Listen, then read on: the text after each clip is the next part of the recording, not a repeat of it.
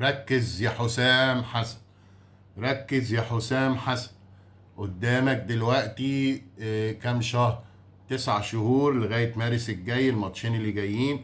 ركز في اللعيبة والخطة، واستفيد من التوقف ال9 شهور ده، وما تقعدش تركز في الصحافة والإعلام.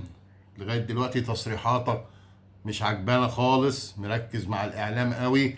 مش كل حاجة يقولها الإعلام ترد عليها. في ناس كتير مش هتبقى عايزالك تنجح، احنا بنقف وراك وحابينك، وادي صلاح معاك اهو جاب لك جون مزيكا في غينيا. فالامور ماشيه والناس بتساندك وبتحبك.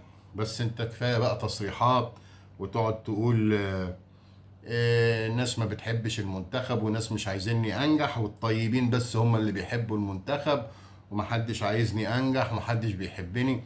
يا عم احنا بنحبك وبنعزك، بس كفاية بقى ايه ودانك دي والاعلام.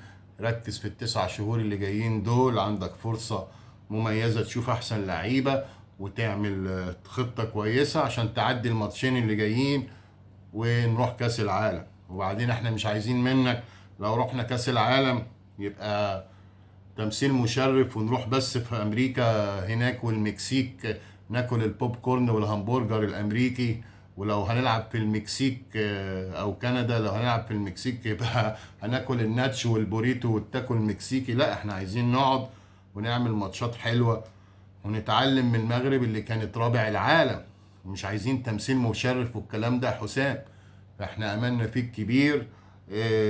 ناس كتير بتقول انت مدرب على القد ومش عارف ايه، انت اسطورة في الكورة، واتعلمت وكنت بتدرب قبل كده منتخب الاردن، ودربت اندية كتير. فيا ريت تركز في شغلك وفي اللعيبة والخطة والاستراتيجية، وسيبك من اعلام يا حسام.